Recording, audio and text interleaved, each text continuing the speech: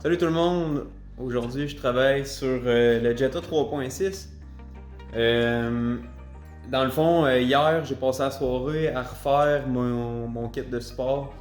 Puis, ouais, c'est ça. Fait que dans le fond, j'ai installé le hood sur le char. Puis, j'ai monté le moteur vraiment le plus haut que je pouvais aller sans toucher au hood.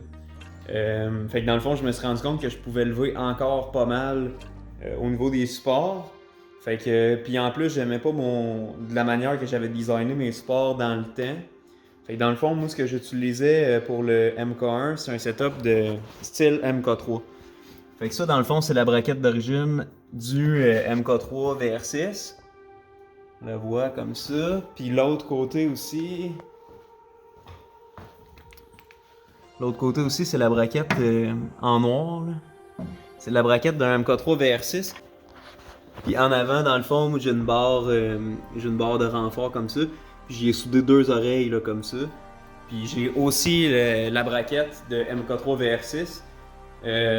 Puis la braquette de MK3 VR6 est modifiée dans le fond. Fait que ça, cette partie-là, je l'ai rentré un peu comme ça. J'ai rajouté ce ton-là pour clairer l'oil cooler du 3.6. Puis j'y ai soudé un renfort ici, la partie qui est enlevée. J'ai soudé une plaque là, les deux oreilles, puis la braquette là.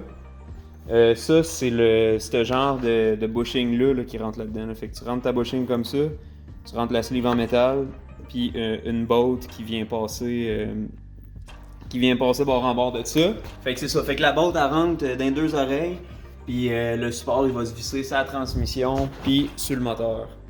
Fait que dans le fond, j'ai réussi à remonter le moteur quand même pas mal, là, pratiquement un pouce.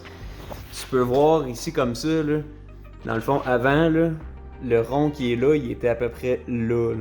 Même chose en arrière, j'ai réussi à remonter d'à peu près un pouce. Dans le fond, moi, l'erreur que j'avais faite dans le temps, c'est que j'avais jamais test-fité le hood.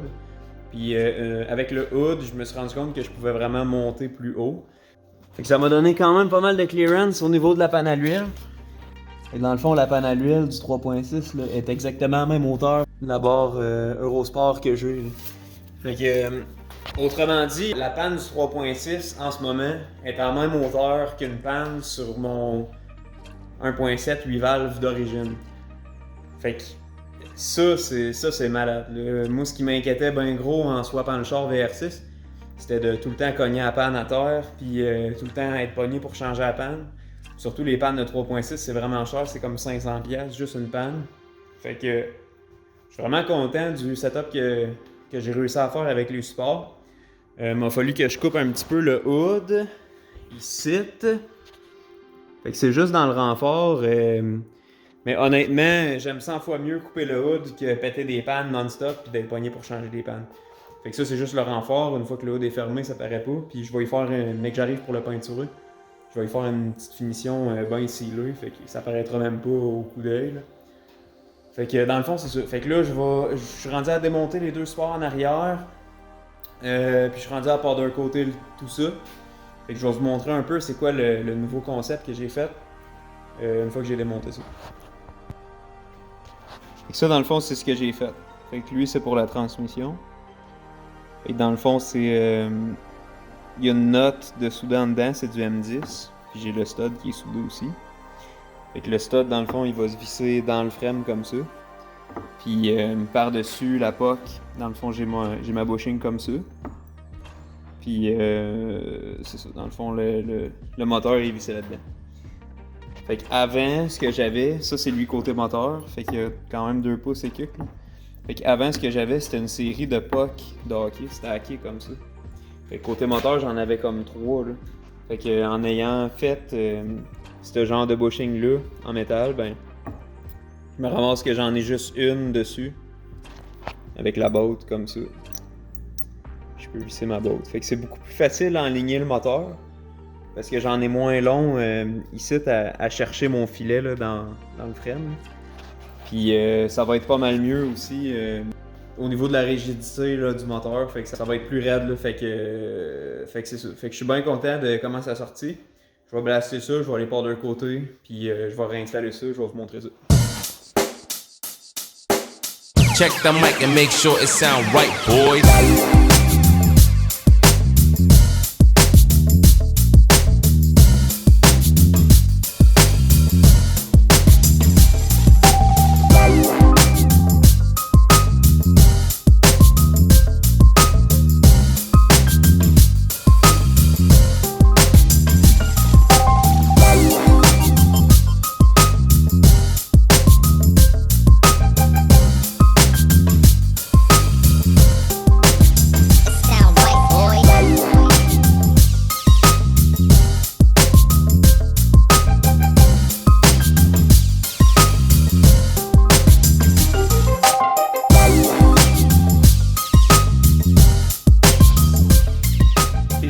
Les membres sont tous installés, tout est final.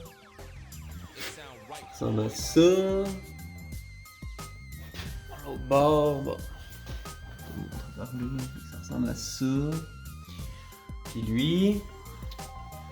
Fait que c'est ça, dans le fond, j'ai tapé l'intake à cette place-là. Pour être sûr de pas la graffiner là, quand je fitais mon hood. Là. Ça, c'est la partie du hood que j'ai été obligé de couper. Va falloir que je continue la coupe jusqu'à peu près ici. Là. Fait que dans le fond, cette partie-là, va falloir que je coupe ça. Il y a une petite zone ici, va falloir que je notch. Parce que le connecteur là, il accote direct là, direct sur le côté. Je pense qu'il y a une petite partie ici aussi, va falloir que je coupe. Juste dans le renfort, parce que c'est bien proche de là. Mais comme je disais plus tôt, dans le fond, j'aime beaucoup mieux couper le renfort de hood un petit peu. Puis tu sais, de l'extérieur, ça paraîtra pas. Je vais faire une belle finition dessus quand que je vais venir peinturer l'intérieur de hood. Fait que j'aime 100 fois mieux couper ça, puis aller chercher un petit peu plus de clearance avec à terre. Puis que, tu sais, péter des pannes dans ça, puis que d'avoir un beau hood, là. Fait que, dans le fond, c'est ça, là. Fait que le ground clearance en dessous, là, ça ressemble à ça. Je compare avec la barre Eurosport, là. Ma panne est quasiment à la même hauteur. La barre. Fait que... On est dans le territoire des 4 cylindres, là, au niveau de la hauteur de panne, là. C'est on le voit super bien, regarde, c'est ça. Fait qu'on est dans le territoire des 4 cylindres au niveau de la hauteur de panne. Fait que ça, c'est un gros soulagement. Je suis vraiment content. J'avais vraiment peur de péter des pannes non-stop, là, surtout que 3.6, tu peux pas mettre une panne en acier. Tes seules options, c'est Passat 3.6, B6 ou Passat CC. C'est vraiment les seules pannes. Moi, j'ai une panne de CC. Fait que c'est vraiment juste ça qui fit là. Fait que c'est ça. Tout est vraiment tight, là. Regarde juste avec le radiateur en avant. Pour donner une idée de grandeur, là. C'est un petit peu plus qu'un doigt de lousse. Au niveau de la barre Eurosport que je montrais tantôt, j'ai à peu près un quart de pouce. On le voit un peu là. Ouais, j'ai à peu près un quart de pouce avec la barre Eurosport. Fait que c'est ça, je peux pas avancer, je peux pas trop reculer. Puis le longeron de frame ici là. Regarde. Ça c'est. Ça je te dirais c'est à peu près un quart ça avec. Au niveau de la poulie de crank, même affaire. C'est vraiment tight. C'est dur à montrer là. Mais bref.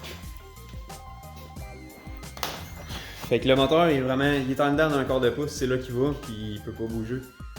Fait que c'est pas mal ça pour au niveau des supports. Je les ai refaites quasiment de A à Z là. Fait que c'est pas mal ça que ça va donner. Niveau moteur, j'ai tout ce qu'il faut pour faire mon cooling system. Fait que faire mes hoses là, de là à là. Fait que je vais peut-être embarquer là-dessus dans pas long. Fait que ça risque d'être prochaine vidéo. Ça, puis ma fuel line, le fuel system. Fait que ça risque d'être ça. Après ça, ça va débouler quand même pas mal assez vite. Il va me rester le filage, puis après ça, on passe ça, puis normalement, ça roule. Fait que merci d'avoir regardé la vidéo, puis on se voit la prochaine fois.